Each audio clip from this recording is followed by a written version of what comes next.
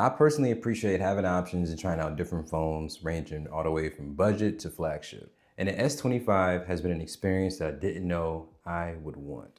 And it sparked up the question in my head, why is this device getting so much hate?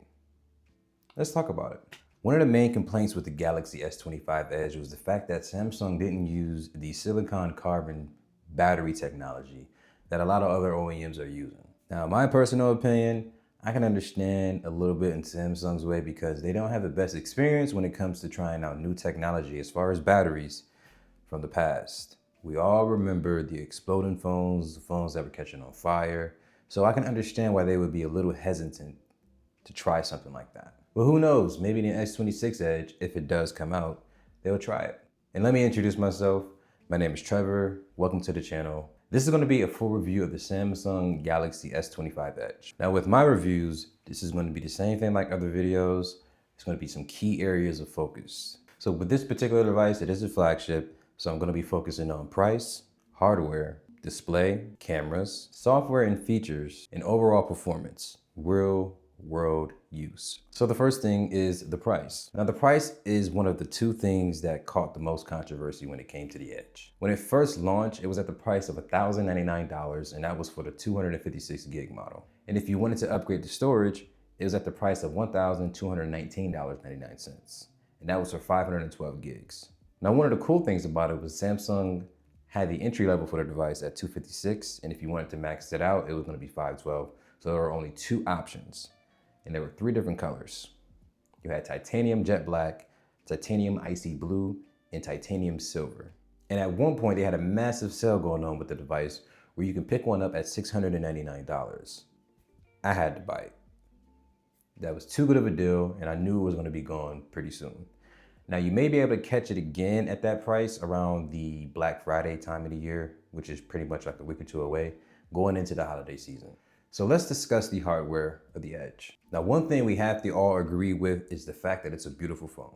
It measures in at 5.8 millimeters thick, so it's pretty thin and it's super light at 163 grams. When you hold this phone in your hand, it's gonna feel like a feather if you're coming from anything prior to it. Like it's gonna be a completely different experience when it comes to using this phone. And with paying flagship prices, you expect flagship specs. And the Galaxy S25 Edge is nothing short of that. You're gonna have a 6.7-inch Quad HD display, an under-display fingerprint scanner that's ultrasonic, a 200 megapixel main camera, and a 12 megapixel ultra wide. And you're also gonna have a 12 megapixel selfie camera.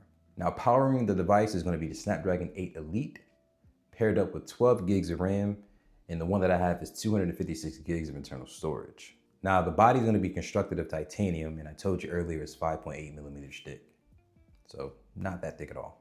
The front and back of the device is going to be glass, all right? So that's one thing you got to keep in mind. So you might want to get a case if you're not that safe with your smartphones.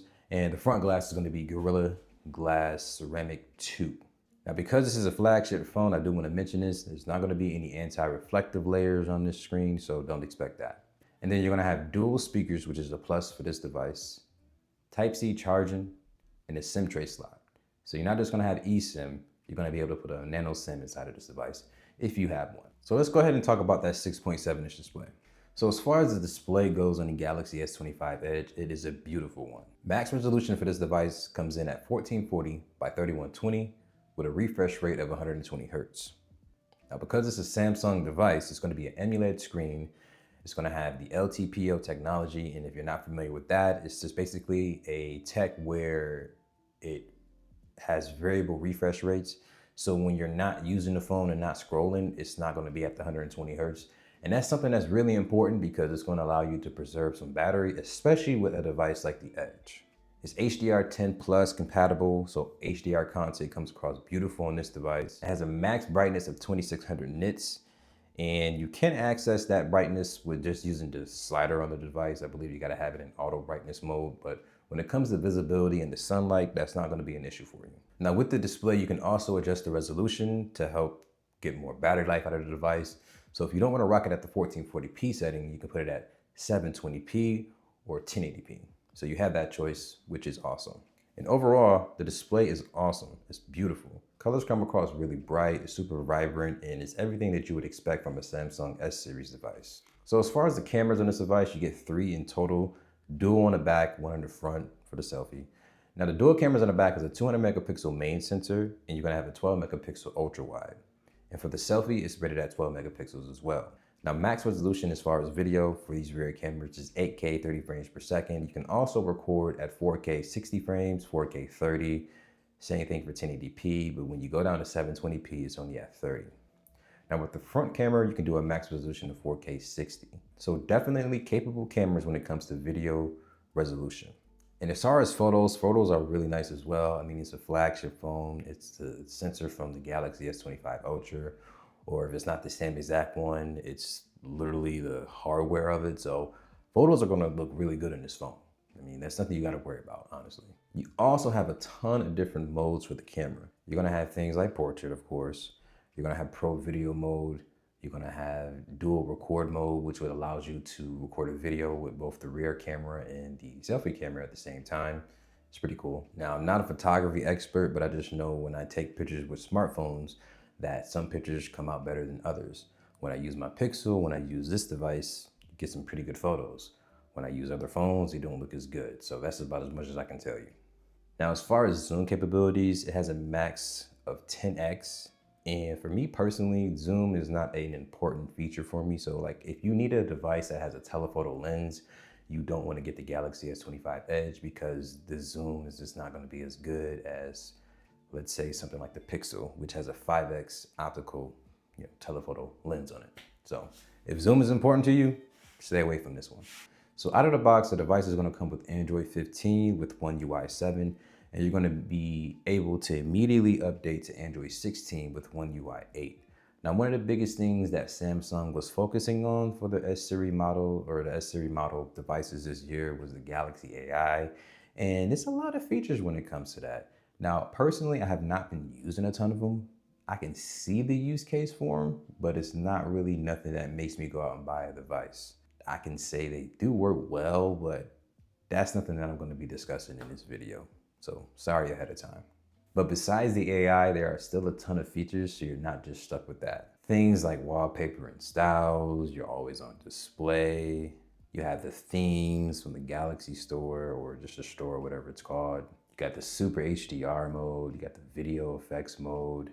You also have labs, game boosters, so endless things that you can use in this phone that can help maximize battery life and maximize performance based on what you want to do. Personally, one of my favorites is labs. So you can literally have your device not be in dark mode, but then some apps have the ability to stay in dark mode. So for example, if I wanted to use YouTube, I can keep it in dark mode to help preserve some of that battery because that's going to be important on a device like this. And I'm appreciative of it. So that's a cool feature. And to sum all this up as far as software and features, Samsung offers a lot of customizations for you to be able to tailor the device to your liking. So the second thing that was really controversial with this device is the battery. The battery on the Galaxy S25 Edge comes in at 3,900 milliamp hours, and it has the capability of charging at 25 watts wired and 15 watt wireless. Now, charging speeds on the device is actually decent. You can't really get too upset about it because if you're at about 5 or 10% or even less than that, you can charge it up in about an hour, a little over an hour, which is pretty impressive. But you got to factor in that the fact that it's a smaller battery. So charging up something smaller generally would take less time. But besides all that, the battery life on this device for my personal use has been a breeze.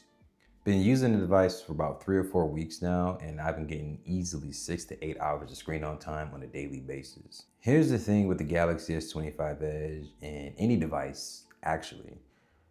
No one person is going to have the same exact usage as the next person.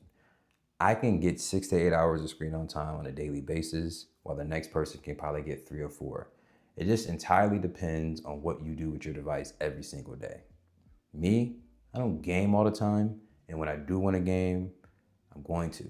But I'm a kind of guy or the kind of user to carry a charger everywhere I go. I have it a part of my everyday carry. That's the kind of person I am. And I understand if you're not that type of person, because not everyone wants to carry a charger around, but it's 2025, and I think chargers are available at a lot of different places. And the fact that you have wireless charging is a plus too. So the whole battery thing isn't really a big deal to me, but I understand other people's perspective and why it would be a problem for them. So for you as a user, if gaming is a priority, it won't last that long.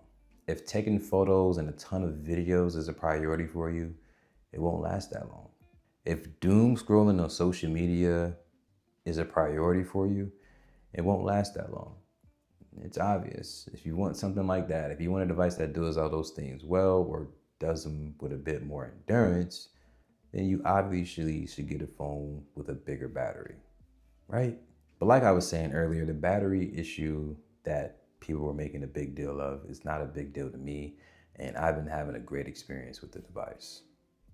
So the performance of the phone has also been a breeze. I mean, we have the Snapdragon 8 Elite inside of this device, which is a flagship processor for the 2025 year, and it is nothing short of awesome. Anything you want to do with this device, opening up any application, bouncing from app to app, rendering video, editing photo, whatever you want to do, is going to be blazing fast. And it's actually surprised me how fast the phone is. Maybe I'm just that far removed from flagship phones in terms of the processing speed, but to me, this thing is just extremely quick with everything it does. I haven't had any freezes with the display, with using the phone. I haven't had any hiccups. I just overall been really impressed with the phone. Now, this is my first flagship Samsung phone in years, and the last one I had before this one here was the S5. Very long time ago. Everyday use has been an absolute breeze, texting, emailing, calling, whatever I want to do or whatever I got to do with the phone. It's been an absolute breeze. I love using it. Super light, super thin. That adds to the performance for me because you can hold the phone for much longer. It's just an overall great experience. I'm a big fan of the S25 Edge. And the funny thing is, with my Pixel 9 Pro, that is a device that's considered to be a compact flagship. But when I go back and use it, I always just get reminded so quickly how, much heavier it is. And it's something you won't realize until you actually hold the S25 Edge for an extended amount of time and actually use it. It's really a different experience. It really is. Gaming on the phone is what you would expect. It's a Snapdragon 8 Elite processor inside, so I've been playing Genshin Impact at 60 frames per second, and it's been a breeze. Now, it's not gonna be able to game as long as other devices, but when you are playing games, performance is just not gonna be an issue. So have a charger handy and enjoy your gaming. In conclusion, the S25 Edge is a different phone for people who want a flagship phone, and it was an available option to you without you having to sacrifice a device that was already in the lineup. You still had the S25, you still had the S25 Plus, and you still had the S25 Ultra. Nothing was removed. In fact, it was an addition to the lineup. Now, the plans was to eventually remove it if it was to be brought onto the next, year or next version of the phone, but who knows if that's gonna happen now. Personally, I hope it does because it may give Samsung an opportunity to actually use the technology that people want, but who knows? We'll never know. So in the comment section below, let me know, do you currently have the Galaxy S25 Edge? And if so, what has your experience been like? And if you don't have it, was it something that was on your radar? Were you considering it? I'm curious. Be sure to like the video, subscribe to the channel, and share it with your family and friends. But until then, I'll see you guys in the next one. Peace out, y'all.